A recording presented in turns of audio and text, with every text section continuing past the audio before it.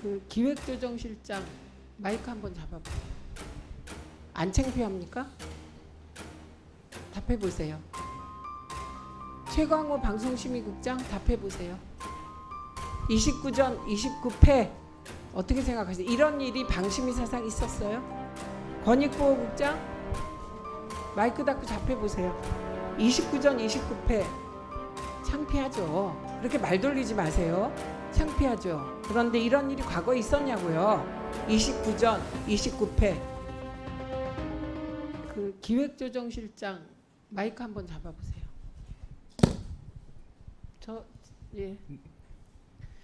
지금 류림 체제 방심위가 무리한 심의를 해서 지금 29건이 법원에 갔는데 29전 29패예요. 알고 계시죠? 네. 어떻게 생각하세요? 최종적인 법원의 판단을 받아봐야 될 것 같습니다. 본안 판단을 받아봐야 될 것 같습니다. 아이 그 얘기 집행정지에서는 29연패는 한. 아니 어쨌든 집행정지 당했잖아요. 예. 일단 29전 29패잖아요. 안 창피합니까? 답해보세요. 위원님들이 심의한 거에 대해서 제가 좀 판단하기는 그렇습니다. 뭘 위원들이 심의했다 그래요? 최광호 방송심의국장 답해보세요. 29전 29패 또 뭐 본안소송 간다 뭐 이 말 하지 말고 어떻게 생각하세요? 이런 일이 방심위 사상 있었어요? 29전 29패 있었습니까? 그냥 짧게 답하세요. 없었습니다. 네. 권익보호국장 마이크 닫고 답해보세요. 29전 29패 창피하죠. 그런데 이런 일이 과거 방심위에서 있었습니까? 이렇게 많은 소송은 없었던 걸로 알고 있습니다. 아니요. 소송 이전에 편파 심의, 표적 심의, 잘못된 심의가 있었으니까 소송이 있었겠죠. 그렇게 말 돌리지 마세요. 창피하죠. 그런데 이런 일이 과거에 있었냐고요. 29전 29패 있었어요, 없었어요? 없었습니다. 예. 정책연구센터장 답변해 보세요. 그래도 좀 객관적인 입장이잖아요. 29전 29연패 이런 일 있었어요? 네, 없었습니다. 네. 우선 질의하기 전에 가장 중요한 거 하나 묻겠습니다. 류희림의 청부사주, 류희림 위원장의 청부사주를 확인하는 과정에서 행정 전산망을 활용해서 개인 정보를 확인한 적이 있다고 보십니까? 그런 일 없습니다. 네. 교육 나이스 정보를 활용한 일 있습니까? 없습니다. 예, 이 점을 분명히 해야 합니다. 왜냐하면 지금 괴담이 돌고 있는데 방심위의 공익신고자가 민원인의 신원을 알기 위하여 불법적 행위를 했다는 두 가지밖에 없어요. 행정 전산망을 활용했거나 교육 나이스 정보를 활용하거나 이런 겁니다. 그런 불법적인 행위가 없었다. 그건 제가 확실하게 말씀드릴 수 있습니다. 네. 앞으로 이런 괴담이 돌지 않기를 기대합니다. 제가 이 과정에서 핵심이 몇 가지가 있는데요. 가장 중요한 게 류희림 위원장의 청부 민원 행위겠죠. 근데 그게 밝혀지지 않았잖아요, 아직. 네. 예, 수사를 안 하니까. 근데 중요한 게 인지 시점은 우리가 추정할 수 있을 것 같습니다. 류희림 위원장이 언제 인지했냐. 이게 뭐와 연결되는지는 아시죠? 이건 내부 규칙 위반과 연결됩니다. 그래서 그거에 대해서 좀 물어보겠습니다. 문제 9월 14일 2023년 예, 종편 보도팀장이 장경식 단장에게 이상하다라고 보고했죠. 종편 보도 팀장이 당시에 장경식 팀장이었습니다. 장경식 팀장에게 보고했죠. 예, 직원이 보고했습니다. 예, 그리고 요게 그 류희림 위원장에게 보고하러 가겠다. 요렇게 얘기를 했다는 거죠. 예, 그렇게 네. 알고 있습니다. 예. 그래서 보고했는 줄 알았는데 장경식 단장은 국회 출석해서 보고 사실 없다 이렇게 얘기했어요. 이거 사실입니까? 저는 위증이라고 생각합니다. 네, 저도 위증이라고 생각합니다. 그래서 9월 14일 날 류희림 위원장은 인지했을 것이다. 첫 번째고요.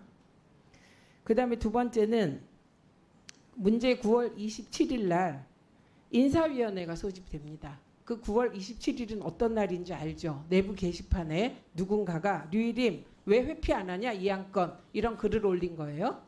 예, 그래서 인사위원회가 소집됩니다. 인사위원회가 소집되지는 않았고요. 하려고 하는 시도를 합니다. 그죠? 거론이 됐습니다. 예, 거론이 됐는데 인사위원회를 소집한다 안 한다 최종적으로 누가 결정합니까? 인사위원장은 사무총장이고 소집권자도 사무총장입니다. 그 당시에는 사무총장이 이현주 사무총장이 임명되기 전이어서 박종현 현 감사실장이 사무총장 직무 대행을 맡고 있었습니다. 그런데 직무 대행이 아무리 본인이 인사위원장 권한이 있다고 하더라도 위원장에게 보고하지 않고 독단적으로 그렇게 인사위원회를 거론할 가능성은 매우 낮다고 생각합니다. 예, 대개 위원장이 다 압니다. 인사위원회 소집되면. 왜냐하면 어쨌든 방통위가 아니라 여긴 방심이라 최종 인사권자가 류일임 위원장입니다.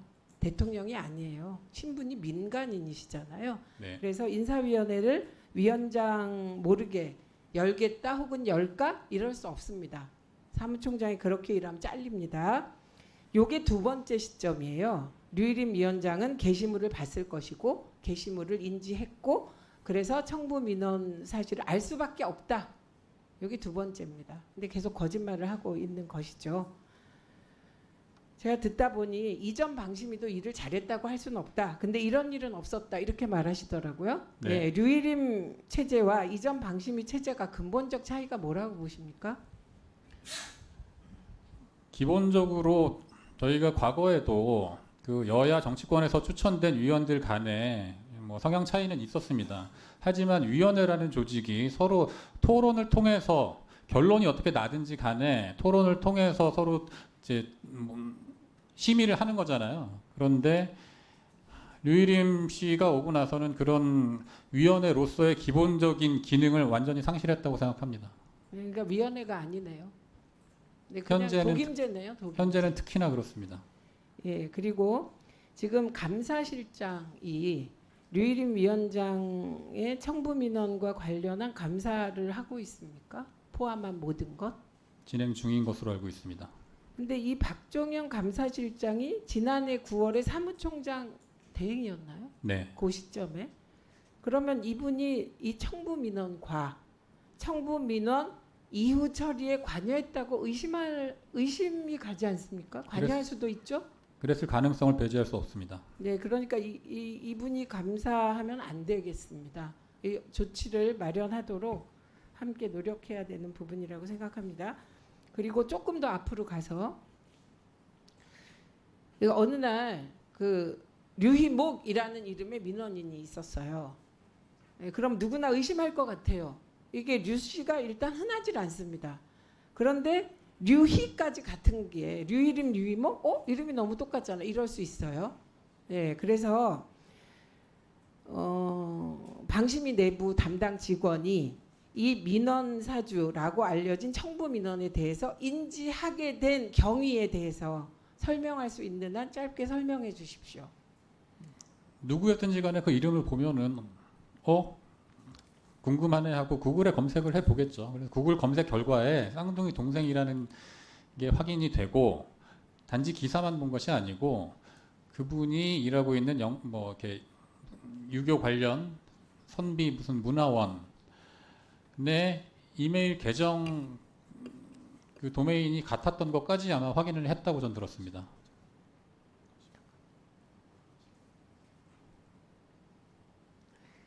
중요한 얘기하는데 저에게 말을 걸어서 마무리를 못 들었습니다. 다시 한번 얘기해 주십시오. 구글링을 해서 그냥 알아냈던 게 맞고요. 네. 그리고 이제 민원인이 뭐 전화번호하고 이메일도 이제 입력을 하니까 이메일 계정까지 이 사람이 정말 친동생이 맞구나라는 것을 확인을 한 것이고요. 아까 뭐 나이스하고 뭐 행정 전산망 말씀을 하셨는데 전부 다 구글링으로 찾아냈다고 저는 알고 있습니다. 예, 알겠습니다. 윤창현 위원장께 네. 좀 전에 방심위 노조위원장이 답변할 때 경찰이 방심위를 압수수색하는 과정에서 기자 이름을 넣었다 그랬어요. 4명 정도라고 알고 있다 이렇게 말하셨죠? 네네. 예, 그렇게 넣는 것 같았다. 그리고 언론사명도 넣어서 검색했을 것 같습니다. 네. 예. 그런데 그래서 자료를 가져갔다는데 이렇게 저임 방식으로 샅샅이 뒤지는 일이 있었나요? 이게 가능한가요? 이전 정권에서 봤습니까? 이거 사실상 그 언론인들에 대한 사찰의 수준이라고 생각합니다. 왜 문제가 되냐 하면 검찰에서 최근 그 통신정보를 무더기로 조회해서 문제가 됐던 것과 같은 연장선상에서 이런 식으로 사실 이 아마 검색했다는 언론사들이 이 유해림 씨의 민원사주 의혹에 대한 보도를 했던 언론사들인 걸로 저는 알고 있습니다. 관련 사안들을.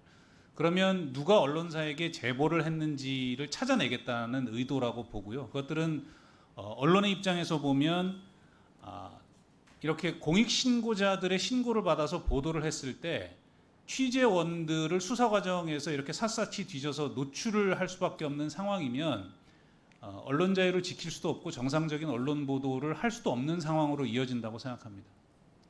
언론노조 위원장께서 이게 단지 방심위 문제가 아니고 전방위적인 방송 장악, 그 중에 중요한 부분이 방심위 문제잖아요. 네, 그렇습니다. 그러면 앞으로 방심위 노조는 언론노조에 소속되어 있죠. 네, 그렇습니다. 예, 그럼 언론노조 차원에서도 방심위 노조를 지원해야 되지 않습니까? 네, 어떻게 모든 하실 방안을 겁니까? 강구하고 있습니다. 제가 마무리에 꼭 좀 말씀드리고 싶은 네, 것은 지금 말씀하세요. 네, 그 특히 방심위 우리 구성원들은 저희 뭐 기자나 PD들처럼 권력 비판을 직접 하면서 권력과 대척점에 서거나 할 일이 거의 없습니다.